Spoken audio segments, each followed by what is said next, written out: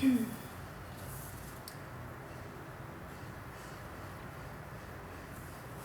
esperar um pouquinho. O Instagram tá meio lento hoje. Acredito que... Ok. Então sejam todos muito bem-vindos. Lembrando que hoje, especificamente na live, a gente vai falar sobre os 3 papéis, então, que são mais utilizados em triangulações dramáticas. Na aula de segunda-feira, na live de segunda-feira, eu falei de uma contextualizada, né? Lembrando que a triangulação dramática, esse termo foi cunhado pelo Kahneman, e ele era um dissidente já do Eric Berne.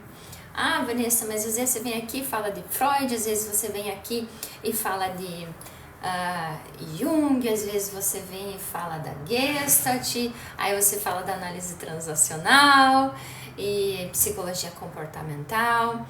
Sempre sim eu vou falar de temas que são relevantes para quê? Para o autoconhecimento, que tragam mais expansão de consciência, Bert Hellinger, enfim, que tragam mais expansão de consciência e que tragam mais discernimento sobre as nossas ações, né? Eu realmente acredito que uma vida saudável, ela vem desse autocentramento e que é possível sim que isso, ter uma vida saudável, ter uma vida equilibrada, não ter tantos solavancos de dramas e tudo mais. Então a vida em si, ela vai acontecendo e isso por si só traz situações para que a gente aprenda mais sobre nós mesmos. Todas as coisas, sejam elas desafiadoras ou as coisas que dão prazer pra gente, as coisas que nos fazem duvidar de algumas coisas, todas essas coisas sempre vão ensinar muito sobre nós.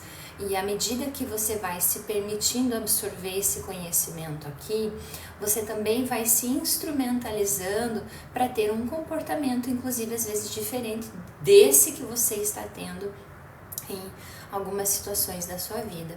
Então, por exemplo, quando na segunda-feira eu falei da análise transacional, a análise transacional, ela é esse pano de fundo também para a triangulação dramática. Tá? E a triangulação dramática é esse movimento de repetição, ou seja, você entra em comportamentos que você já sabe onde eles vão te levar. Você já sabe como essa conversa vai terminar, como vocês dizem. Eu já sei onde essa conversa vai levar. Eu já sei onde essa conversa vai terminar. E isso provavelmente já diz respeito a um comportamento, então, que está cristalizado. E quando a gente fala de triangulação dramática, a gente fala entrando em 3 papéis específicos que cada um vai desempenhar em situações do cotidiano. E aí você de repente está assistindo a minha live aqui, você pode se dar conta de que de repente sim, você tem uma tendência a um perfil mais vitimista, ou que de repente você tem um perfil mais tendencioso ao salvador. Obrigada, Isaac. Ou que de repente você tem talvez mais traços do perseguidor. E aí o que você faz com isso? E aí eu quero que vocês memorizem isso que eu vou falar, porque não é... Agora mesmo eu encerrei um atendimento e uma das coisas que são mais difíceis às vezes no processo terapêutico, à medida que você vai ganhando conhecimento sobre si, que você vai entendendo os teus comportamentos e você começa de repente às vezes talvez a retomar o filme da tua vida, né? E aí você diz, caramba, eu não tinha consciência disso quando eu tomei essa decisão. Eu não tinha sabedoria, discernimento, maturidade para lidar com aquela situação. E às vezes as pessoas vêm para a terapia porque elas querem resolver o que elas sentem sobre os outros. Ah, mas eu tenho... fulano me tratou assim, ciclano me tratou assado, e eu tenho esse sentimento a respeito dessas pessoas. E aí você vai trabalhando aquilo, ok. Mas, para existir esse salto depois, esse salto de consciência, você vai precisar voltar na linha do tempo e ver como você se olha. E isso eu quero que vocês memorizem aqui hoje, porque muitos de vocês, quando vocês começam então a ter entendimento de que não adianta eu olhar para fora, eu preciso olhar para mim, porque aqui sim eu posso fazer alguma coisa. E você começa a ter esse entendimento, você também começa muitas vezes a se julgar. Mas isso é uma coisa que você muitas vezes não percebe. Mas se você fechar os olhos e pensar, aquele dia quando você tomou aquela decisão, o que você pensa sobre essa sua pessoa? O que você pensa sobre aquela tua pessoa que não cuidava da alimentação e tinha dificuldades de ir para um banheiro? Aquela pessoa que se envolveu em relacionamentos que não deram certo e trouxeram dor e sofrimento? Aquela sua versão que procrastinava as coisas que você viu que depois seriam ótimas para você? Como é que você olha para essas suas versões anteriores? E aqui, o entendimento da amorosidade, ele é fundamental. A amorosidade de compreender que as nossas versões anteriores, elas fizeram o que foi possível para preservar, às vezes, a nossa integridade física, para preservar a nossa vida. Então, como que a gente deveria, de fato, olhar para as nossas versões anteriores, sendo que elas estavam fazendo o que era possível para elas fazerem? Com amorosidade, com gratidão. Porque fato é que se você olhar para essas suas versões anteriores com amor, você vai ver. E tem coisas que só você sabe que você passou. Só você e essa tua versão. Então não é massacrando a você mesmo, não é julgando a você mesmo, não é julgando as suas decisões, não é julgando o que você fez, que você vai conseguir superar essas coisas. Então por que às vezes, por exemplo, uma pessoa vem para a terapia e ela acha que a compulsão dela está ligada ao ex?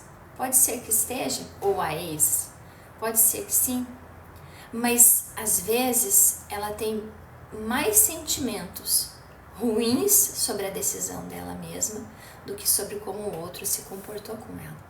Então é mais comum hoje em dia as pessoas saberem, né, do Ho'oponopono, saberem do Seijinuye, do perdão, e praticarem o perdão, e eu preciso perdoar. Quem já me acompanha há mais tempo aqui sabe o que eu penso a respeito disso, do perdão, tá? Mas assim, ok, existe um movimento de resolução sobre o outro, mas e sobre você mesmo? Como que você fica com todas as coisas que você foi acumulando sobre as decisões que você tomou na tua vida ao longo da tua existência? Como que você fica sobre as decisões que você tomou e principalmente com as consequências que geraram dessas decisões? Será que você consegue olhar com amorosidade? Então, quando vocês vêm para as minhas aulas aqui, para as minhas lives, que não assistiu a aula 1 desse tema, que é o tema dessa tríade dramática, assista. Mas aqui hoje, quando eu falar do perfil de vítima, do perfil de perseguidor e do perfil salvador, não é para você se olhar com um olhar de crítica, mas se você se olhar com um olhar de crítica, de julgamento, lembra do que eu estou falando aqui para você. Obrigada, Isaac. Lembra do que eu estou falando aqui para você? De que você precisa começar a exercitar a amorosidade com você, principalmente nessas situações em que você vê que você falhou, em que você vê que você tomou uma decisão que não foi uma decisão tão sábia, em que você vê que você arriscou e deu ruim, porque de fato é você, no fim das contas, que vai ter que lidar com as consequências disso. E cada um sabe o quanto custa a decisão, algumas decisões que se tomam na vida, ok? Essa era a mensagem inicial que eu queria passar no início dessa live aqui com vocês. Então hoje a gente vai focar nesses 3 perfis e vai falar um pouquinho mais de exemplos que derivam desses perfis.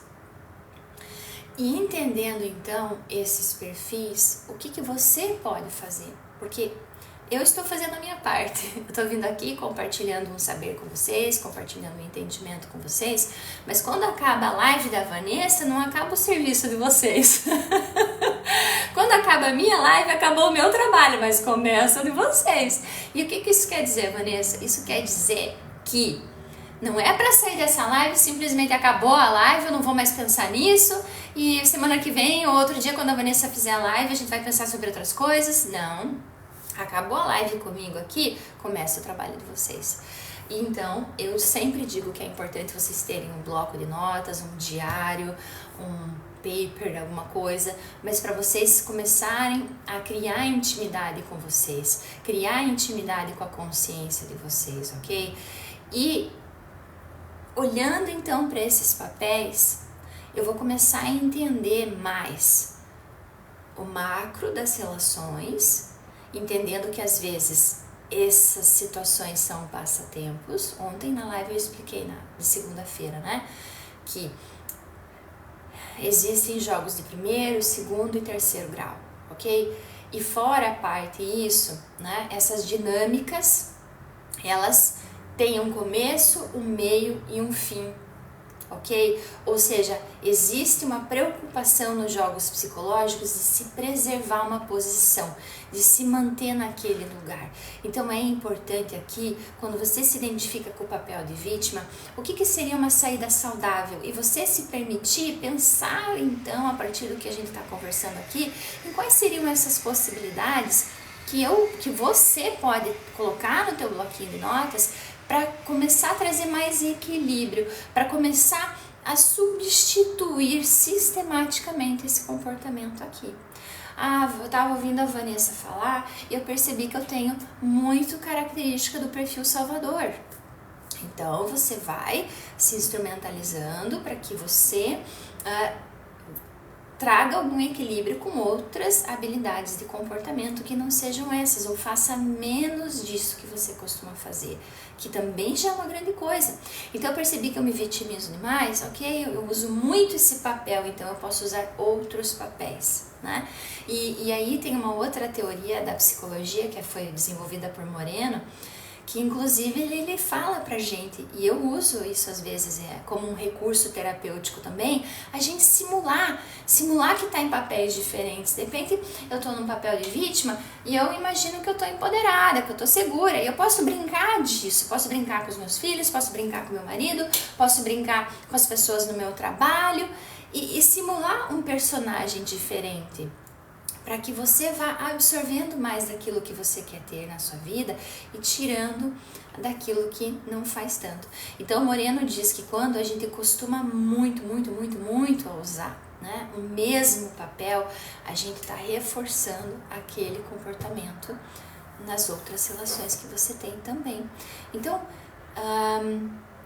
vejam de tudo que a gente fala aqui o que faz sentido para se trazer, o que faz sentido de repente eu me adaptar, e comecem de fato a trazer de uma forma mais instrumental, que nem eu falei, acabou a live da Vanessa e começa o trabalho de vocês, ok? João, se você quiser mandar uma pergunta, me conta aí o que está acontecendo que eu te respondo, tá?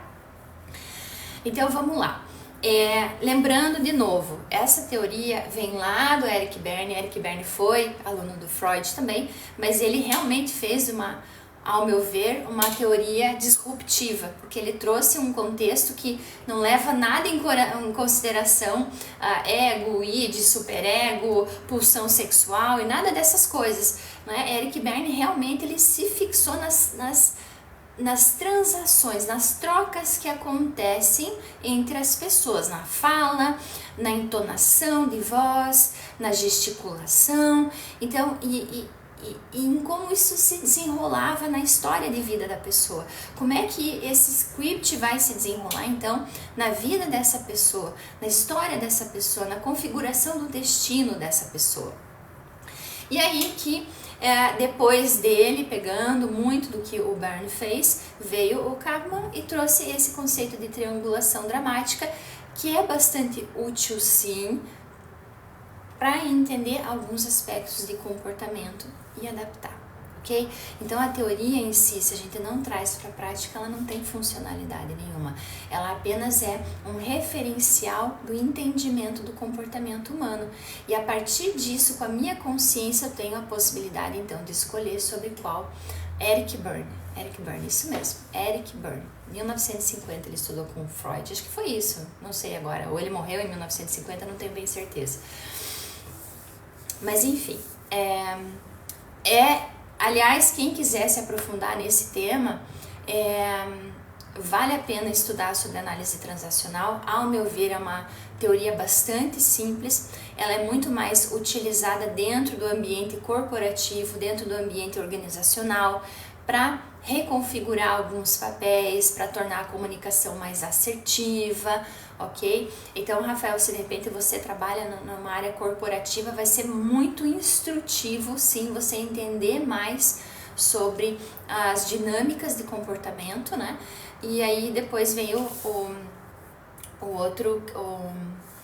Karpman, que daí cunhou o termo de triangulação dramática, tá? Na aula de segunda-feira eu expliquei um pouquinho mais sobre isso e hoje eu queria especificamente trabalhar com vocês os 3 perfis, tá? E dar alguns exemplos de cada um deles. Então a gente sempre vai trabalhar na triangulação com 3. Meio óbvio, né? Mas enfim, a vítima, o perseguidor e o salvador, ok? A posição de vítima, ela já é mais conhecida porque existem outras correntes acontecendo aí na internet, né? E que falam mais desse papel de vítima. Então, imagino eu que seja mais digerível esse nome, vítima, né? A gente precisa sempre lembrar que a vítima, ela se coloca sempre em defesa em relação às situações que ela está vivendo, ela sempre se coloca de uma forma com desesperança, né? Ela não tem muita esperança sobre as coisas que estão acontecendo, ela sempre se sente sem força em relação às coisas que acontecem, ela comumente se sente envergonhada das coisas que acontecem, ela geralmente demonstra uma incapacidade de tomar decisões, tá? De resolver problemas, de ter prazer na própria vida e de ter essa introspecção que gera um discernimento, ok? Então, não necessariamente a vítima, ela precisa estar sendo perseguida. Às vezes, ela vai sim procurar um perseguidor. Ela vai procurar um personagem para completar a história dela, tá? E isso aqui vale para os 3, ok? Para os 3 e mesmo quando existem alternâncias de papéis. E ela também vai procurar alguém para que socorra, alguém que socorra ela, alguém que esteja ali para salvar o dia dela, alguém que esteja ali para perpetuar também esses sentimentos negativos de vítima que ela tem sobre ela mesma. Obrigada! O Rafael perguntou se isso é consciente. Não necessariamente é consciente, Rafael, tá? Porque às vezes vocês vão vir aqui, vão aprender algumas coisas e vocês vão começar a observar o comportamento dos outros, tá? Isso é uma primeira fase. Depois vocês vão começar a observar o comportamento em você. E aí que a mudança começa a acontecer de fato, tá? Então sempre tragam o foco para si. Tá? Mas não necessariamente é consciente, mas é através do exercício, do observar o próprio comportamento que você vai se dar conta se você tem esses comportamentos ou não. Muito bem. Então, olhando para esse personagem de vítima, tá? E de repente você tá aqui me ouvindo e talvez você vê que você tem, poxa, Vanessa, você falou aqui de se sentir indefesa. Eu me sinto indefesa. Puxa, você falou sem força, volta e meia eu me sinto sem força, acontecem as coisas, eu digo isso pro meu pai, digo isso pra minha mãe, digo isso pro meu marido, eu me sinto sem força. Porque está nutrindo mais esse papel, está reforçando mais esse papel, ok? Lembra o que eu falei na live, não é para você se julgar, é para você trazer entendimento e ação para as coisas que você observa. Mas pode ser que de repente você note que você é um socorrista e você sabe que a pessoa está se comportando como uma vítima para que você haja como um socorrista em relação a ela. Bom, então lembra o que eu falei? Menos. Eu percebi que a pessoa quer que eu fique com dó dela, então eu trabalho para não ficar com dó dela, eu trabalho para ter respeito por ela, ok? Mas vamos lá.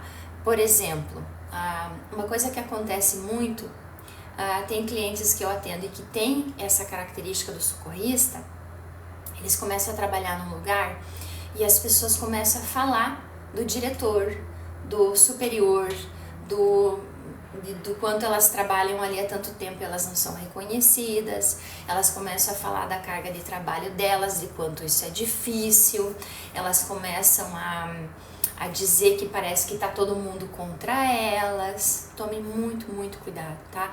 Porque às vezes ouvindo aqui a live, dá uma impressão quase de caricatura desses personagens, tá? Mas, às vezes isso é muito sutil.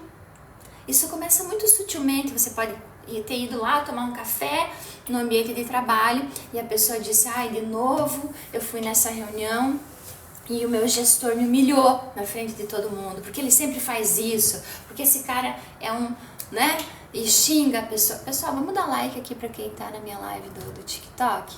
Vamos lá, enquanto vocês me escutam? Obrigada, Arthur, muito obrigada. Já vamos falar sobre isso, vai ser o segundo que eu vou falar, tá, Rafael? Aguenta aí. Então, a pessoa, ela vai instigar em você essa sensação.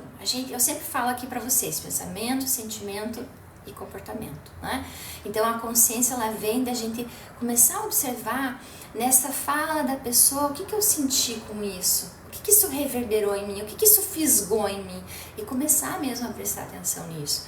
Então, quando a Mariazinha chega e constantemente se queixa do chefe dela, de como ele sobrecarrega ela sobre o trabalho, e que ela não tem poder para mudar a situação, interessante.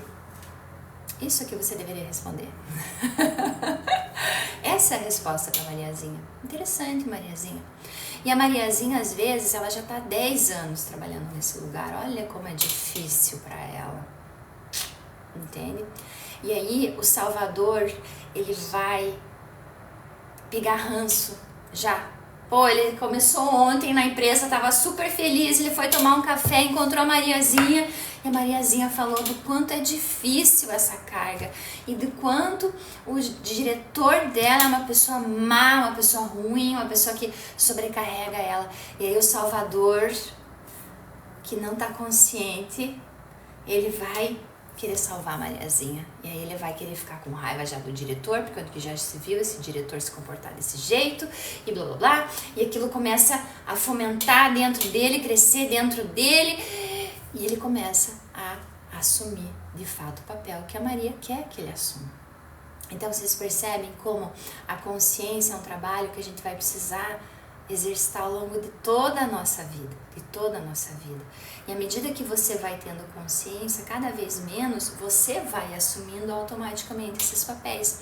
Isso não quer dizer que às vezes sobre um estresse, sobre uma situação qualquer, você não vai pegar de novo aquele perfil teu e vai jogar naquela situação, porque é a tua tendência, assim. A gente sabe também que situações de estresse, elas são muito mais desafiadoras pra gente, a gente vai tender a partir do padrão, ok?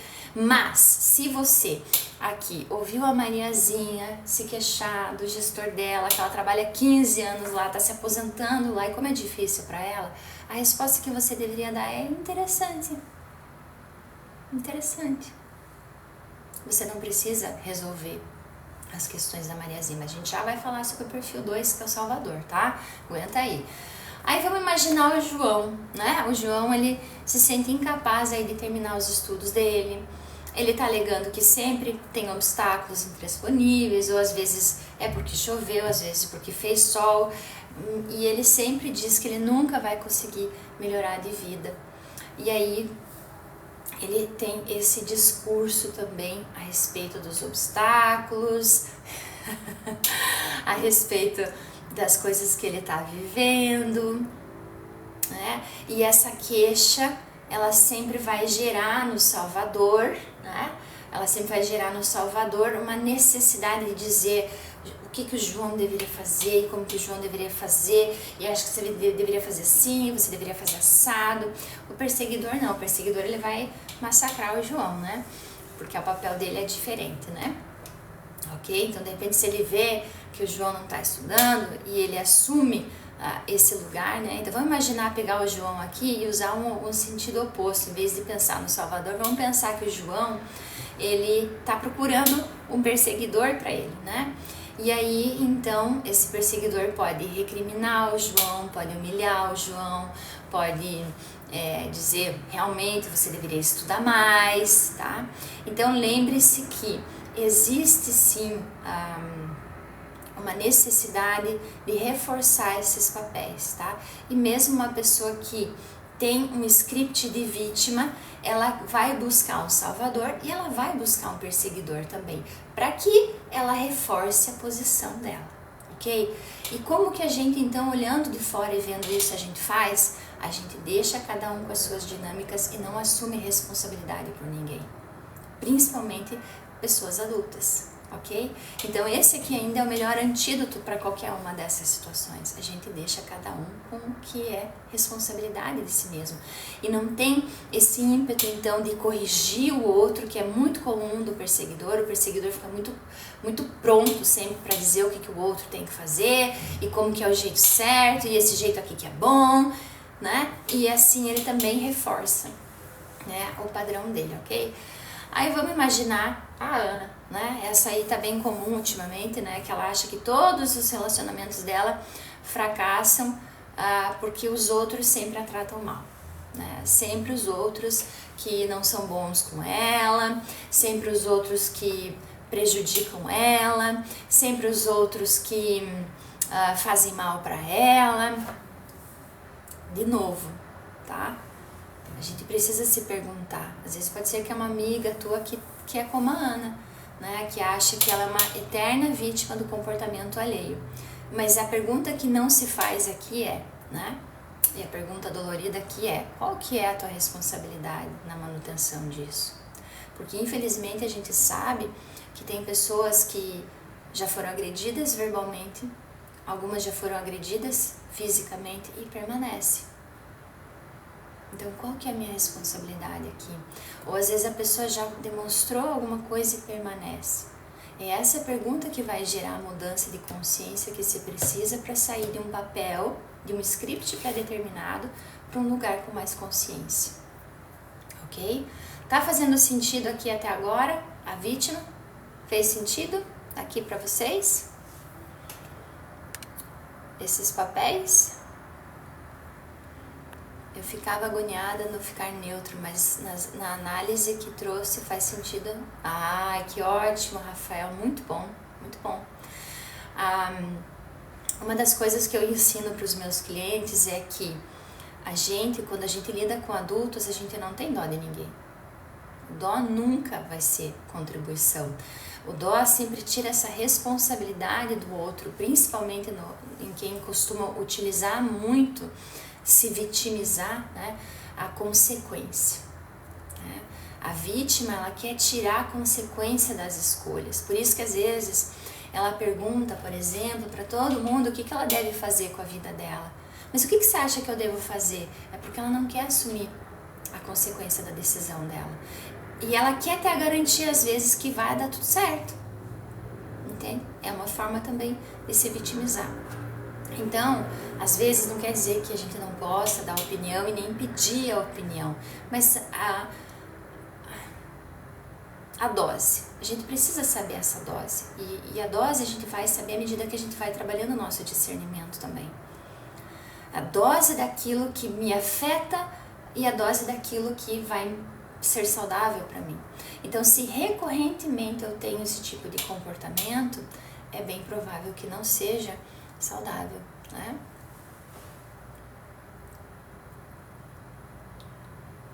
Não entendi, Isaac. Os nossos filhos, a gente se comporta de uma forma diferente, porque os nossos filhos não quer dizer que a gente não vá dar responsabilidade para eles, mas a gente tem o papel de educar eles, é diferente, tá? Agora, por exemplo, eu vejo às vezes algumas coisas assim, mulheres recriminando os maridos, né? Gente do céu, isso é terrível, né? A pessoa tá ocupando um lugar que não é o lugar dela, não é o papel dela. E se é tão terrível assim o comportamento do seu marido, então talvez você deveria se questionar por que você está com essa pessoa, né? Agora não, a pessoa é daquele jeito e aí você se sente melhor, ou como acho que o Rafael escreveu aqui, né? Esse senso de justiça, de fazer o correto, E é uma arrogância totalmente cega, né? Então tem que tomar muito cuidado com isso, né? A gente olha para as escolhas que os outros tomam e reavalia se aquilo fica aderente para nós ou não, né? Esse tema aí que você falou do senso de justiça, ele é bem interessante, Rafael, porque o senso de justiça faz com que às vezes você cometa atrocidades, então tem que ter muito cuidado, né? Logicamente que se a gente vê alguém menor, alguém, né, sei lá, de repente a minha vizinha aqui está sendo espancada pelo marido, logicamente que eu vou ligar para a polícia e tudo mais, né? Mas é diferente de você sentir, né, que você precisa resolver algo para alguém. Então vamos já entrar agora no socorrista, parece que ficou claro o papel de vítima, né? Então o socorrista, ele tem essa fala interna dentro dele muito forte, né? Que é: deixe-me ajudá-lo, deixe-me ajudá-lo, deixe-me fazer por você. E o socorrista, então, é como se ele sentisse que se ele não fizesse aquilo, ele ficaria muito culpado sobre si mesmo. Ele realmente sente que é a responsabilidade dele resgatar aquela situação que pode gerar um efeito negativo no desenrolar daquela situação, né? Mas a questão que o socorrista não se dá conta é que ele ajuda na perpetuação do comportamento da vítima, né? E aí, às vezes, cegado pela arrogância, às vezes cegado pela ignorância, tá? Mas ele sempre tem, de fato, realmente essa ausência do saber de que o movimento dele não permite que a vítima fale, não permite que a vítima erre. E é justamente como eu disse, a vítima, ela vai amadurecendo à medida que ela começar a lidar com as consequências do que ela faz. Então o Salvador é como se fosse aquele colchão macio, né? Em que a pessoa vai lá e ela fala dos problemas dela, e os problemas continuam se acumulando e ela fica aliviada porque ela conta isso pra você, e de repente você faz sugestões pra ela porque você tem um perfil de Salvador, ou de repente você toma uma atitude em relação a ela, e aí então ela não tem que lidar com as consequências, né? Eu já vi, por exemplo, casos em que a pessoa ela fica resolvendo problemas de todos os tipos próximo das pessoas que estão em volta dela. Então, por exemplo, ela costuma deu problema com o carro de fulana, ela vai lá socorrer a fulana. Deu problema com a conta de não sei quem, que o boleto ficou pendente, ele vai lá e dá um jeito de resolver. Né, vamos imaginar a Carla. A Carla, ela sempre... Só um minutinho.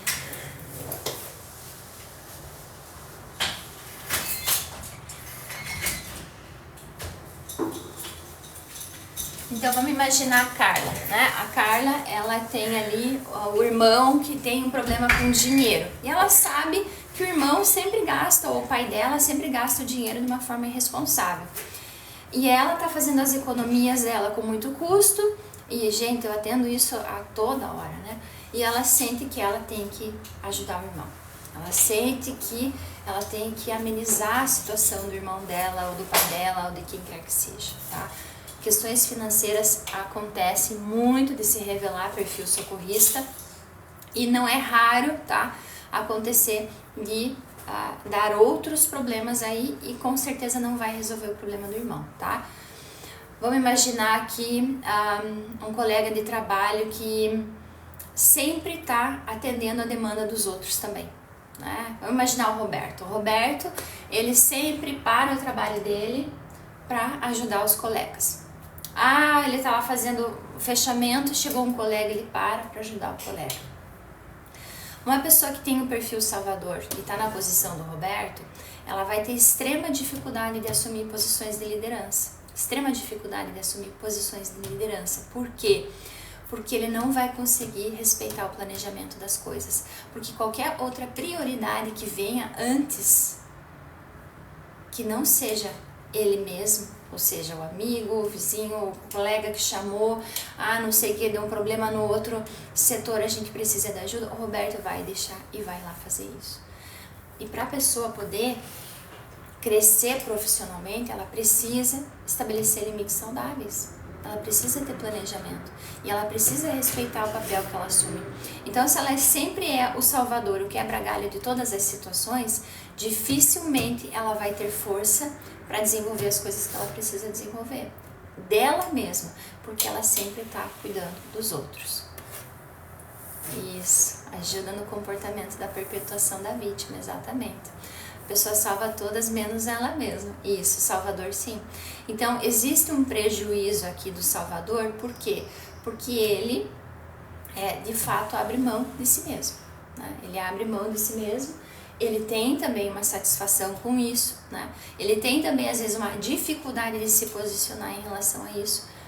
E ele também, na posição dele, ajuda a alimentar todo esse sistema, né? Ele ajuda realmente a perpetuar aí as posições de cada um. Então, lembrem-se que se um abre mão do comportamento, todo o sistema já vai estar em risco, o sistema da tríade dramática, né? E as pessoas não vão gostar. As pessoas não gostam quando você começa a ter consciência sobre isso e a pessoa, de repente, sempre foi lá na tua mesa a hora que ela quis, pediu o que ela quisesse pedir e você parava tudo o que você estava fazendo para ir lá ajudar ela. Porque ela tem que fechar um cálculo. E essas pessoas sempre têm muita urgência, né? Essas pessoas sempre têm muita urgência. Já pararam para pensar por que algumas pessoas têm tanta urgência a respeito da vida? A respeito de problemas?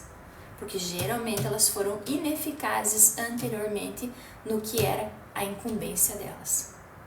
E elas deixam chegar numa posição de urgência para que de fato elas consigam delegar aquilo que sempre foi a responsabilidade delas. Então sempre tome muito cuidado com essas urgências, sempre tome muito cuidado com esse tipo de perfil de comportamento, principalmente se você trabalha em organizações. Você está na organizações não para fazer amigos, e você pode fazer amigos, isso pode ser muito bom, mas você está lá para desempenhar um papel específico.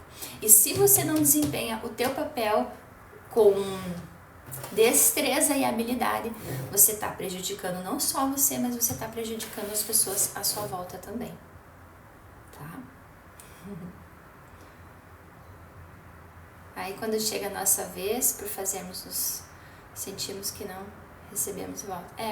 E aí, exatamente, aí tem uma troca de papel, né? Porque daí você sai da posição de salvador e vai para a posição de vítima, né? Sim, com certeza, Rafael, muito bom. Muito perspicaz a sua ponderação. Então vamos lá, então a gente já falou do perfil de vítima, a gente já falou do perfil do salvador, né? Eu imagino que sim. E aí o que traz a consciência? A consciência traz a ação, né? Como que eu vou me comportar então de uma forma diferente, né?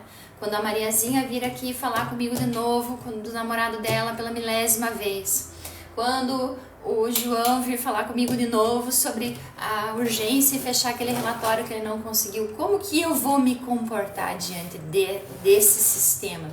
Eu vou me comportar de uma forma que eu vou continuar nutrindo essas coisas mesmo sabendo delas? Ou eu vou começar a me comportar diferente, sabendo que talvez às vezes eu vou dar uma resbalada, mas que eu vou, médio e longo prazo, conseguir estruturar uma coisa que seja mais saudável para mim e para essas pessoas também, né?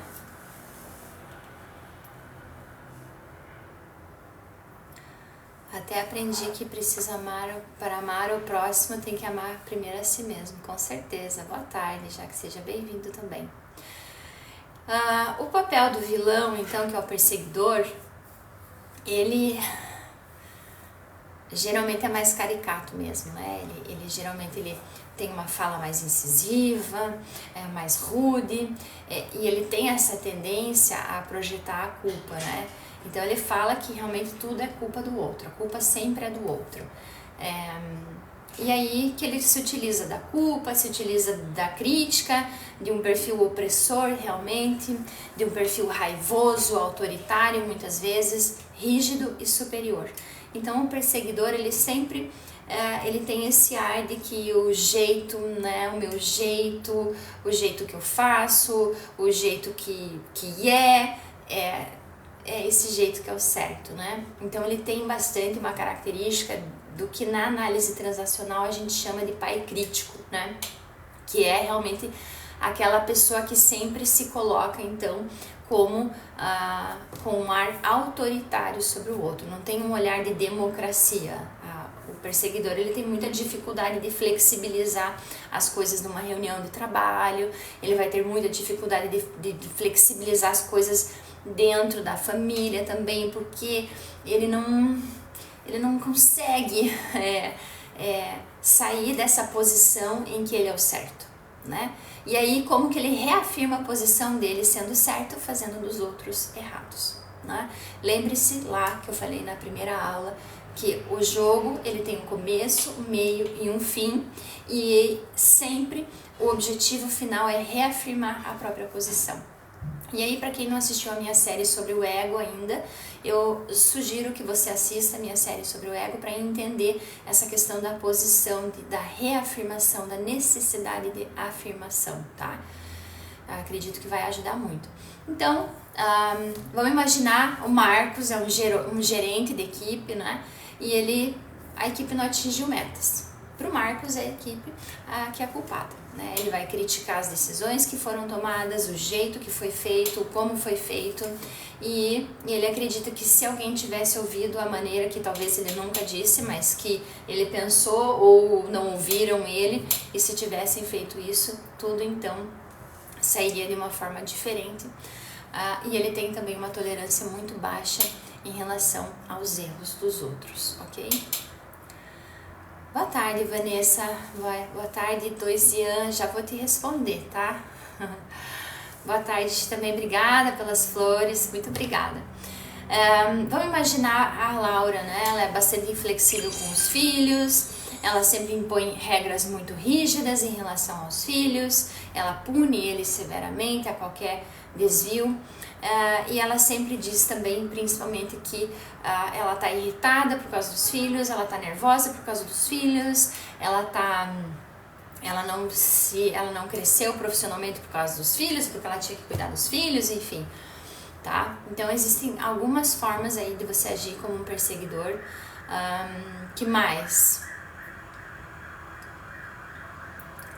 E pode ser também uma intransigência em relação as coisas do dia a dia, né? Realmente, quando tem um erro, uma pessoa perseguidora tem o costume de gritar com os outros, de brigar com os outros, de não aceitar realmente sugestões e nenhum tipo de crítica, né? Uma pessoa autoritária, ela não consegue.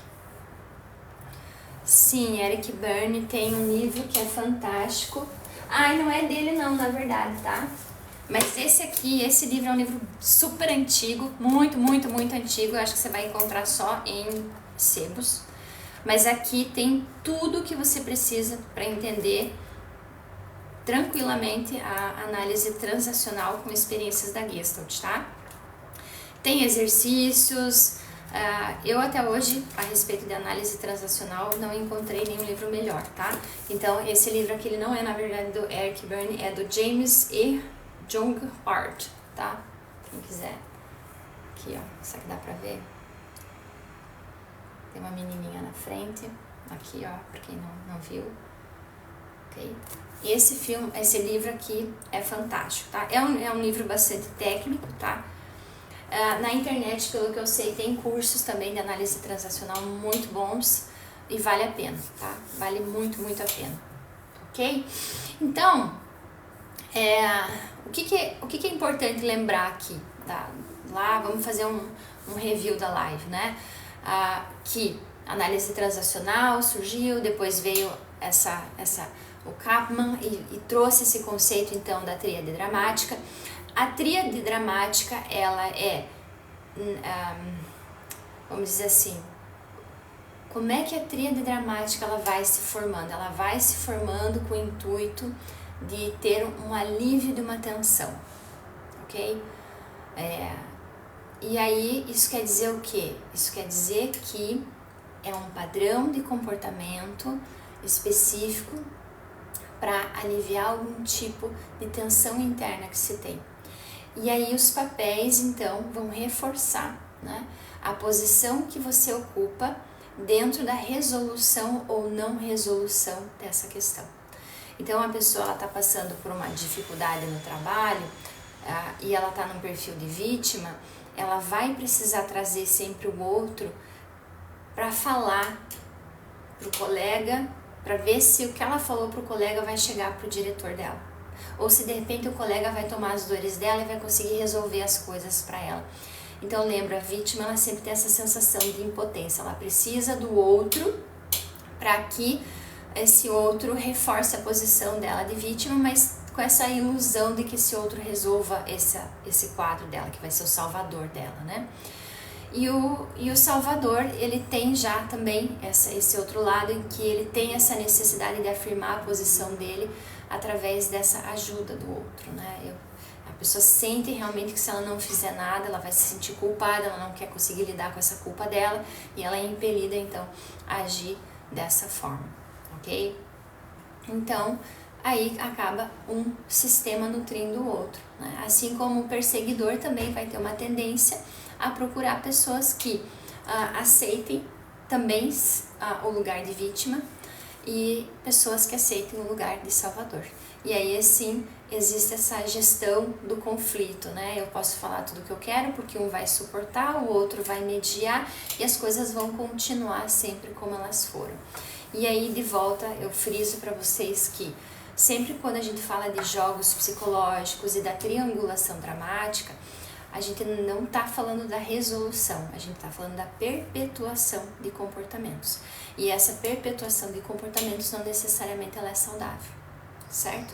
A gente falou, eu falei para vocês na aula 1 sobre os graus, né?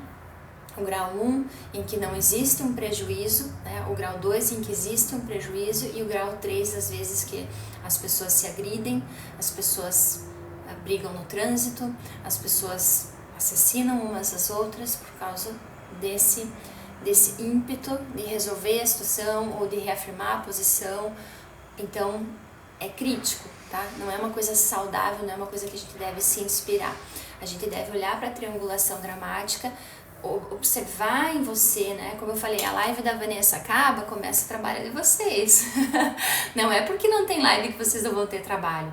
E o trabalho de vocês é desenvolver a consciência na prática.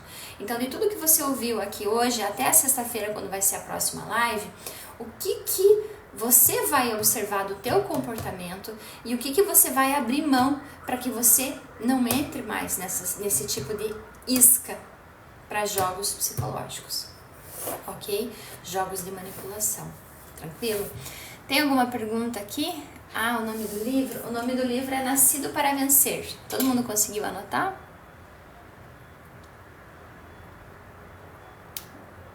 Todo mundo conseguiu anotar o nome do livro? Obrigada, ótimo, tá? Sim, quem criou a análise transacional foi Eric Berne. Me perguntaram de Jung aqui.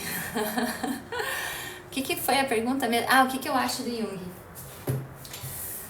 Ai, caramba, difícil falar de Jung, né? Jung é apaixonante.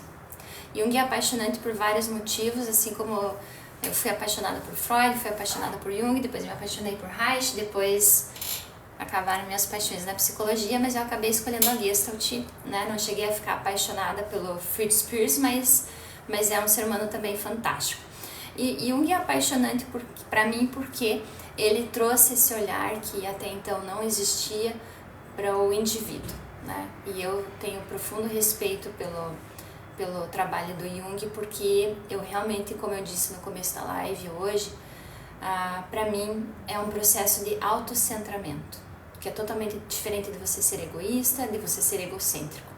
A consciência, o discernimento, o equilíbrio, eles vêm do autocentramento, de acordo com o meu entendimento da vida, né? De acordo com o entendimento que eu vejo do que funciona ao longo desses 16 anos em que eu atuo como psicóloga. Então, o Jung, ele traz esse conceito da individuação também, da emancipação emocional, que é o que eu gosto também. Ele não fala em emancipação emocional. Emancipação emocional é um conceito que eu uso. Mas ele fala desse processo de individuação, né? Esse reconhecimento que eu tenho de mim mesmo através dos outros. Ele trouxe uma profundidade maior a respeito do inconsciente coletivo. Jung abraçou outras vertentes filosóficas que particularmente eu também gosto, como hinduísmo, né? Jung tem livros que falam da Kundalini, por exemplo, né? Então, obrigada, Arthur. Então, Jung, de fato, ele traz esse olhar para o ser, né? Antes de Jung, eles olhavam para o prontuário e para o sintoma. Era assim. Essa aqui é a Ana O, essa aqui é a, sei lá, Joana P, né? E o sintoma dela é assim, é uma neurótica tal, é uma histérica não sei como. E quando Jung vem, né? E quando eu falo que ele é apaixonante é porque realmente tem bastante histórias a respeito disso também dele, né? Inclusive ele chegou a se apaixonar por uma pessoa em que ele atendeu, enfim. E ele então traz esse olhar para a pessoa além do sintoma, que eu acho fantástico, né? Eu não sou a favor de rótulos, eu acho que sim, às vezes a gente ter um entendimento enquanto profissional do que a pessoa está vivendo vai ser bom, com certeza que sim, mas a pessoa saber do que é o sintoma dela não faz de fato sentido e muitas vezes até atrapalha. Então o Jung, ele traz esse olhar transcendental, vamos dizer assim, né? Ele olha para essa pessoa além dos sintomas que ela apresenta e olha então para esse ser integral. E a partir de Jung aí, né, vieram outros psicólogos fenomenais também, que foram sempre complementando esse olhar para o ser humano de uma forma mais humanizada, né? Então não é porque a pessoa tinha uma formação em medicina que ela tem um olhar humanizado, e não é porque a gente é humano que a gente é humanizado também, a gente vem para aprender inclusive essas coisas. Então não sei se eu respondi a tua pergunta sobre Jung, também não sei o que fez você ter curiosidade sobre isso. Tem uma biografia eu li a biografia de Freud, li a biografia do Jung também. A biografia do Jung, ela é muito bonita, muito bem feita, foi feita pela Aniela Jafé e é uma biografia fantástica, vale a pena ler, né? Vale muito a pena ler e dá para ter uma ideia um pouquinho maior sobre o trabalho do Jung, ok?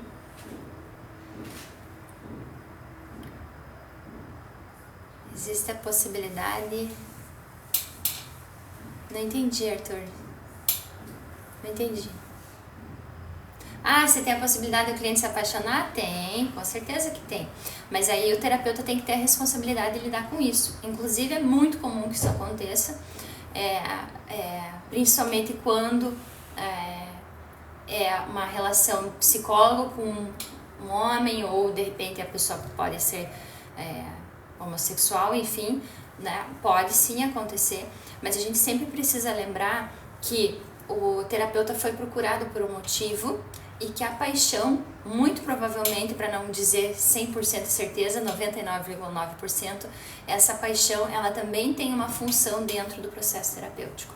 Então, um bom terapeuta e um terapeuta ético, ele sabe disso e ele vai respeitar o sentimento do cliente e, inclusive, vai usar isso como combustível para acelerar o processo do cliente, tá? Então, é normal, acontece e essas coisas fazem parte do processo e vão ser tratadas. Kant, não sei, não posso falar do Kant, nunca estudei sobre ele não, então não vou me arriscar, ok? Pessoal, mais alguma pergunta para hoje? Ou a gente já pode ir encerrando por aqui? E aí eu vejo vocês na sexta-feira. Tenho muitas dúvidas sobre inconsciente coletivo. Qual é um bom caminho para estudo pessoal? Rafael, eu não sei o que é a tua curiosidade exatamente sobre inconsciente coletivo, tá?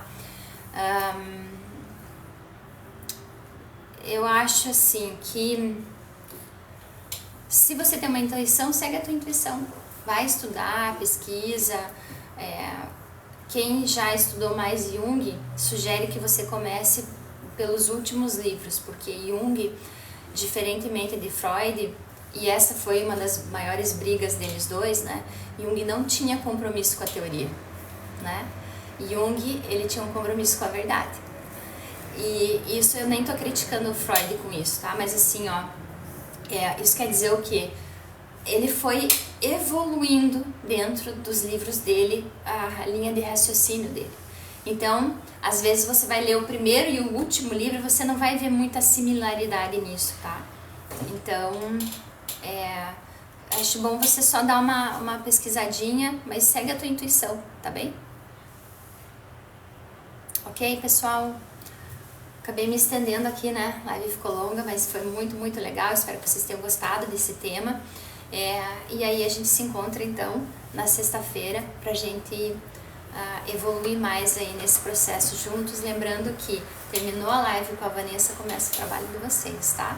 Então, tomem nota, façam comentários no canal do YouTube, no Instagram, enfim. Quem não me segue ainda no YouTube, me siga lá. Deu aqui.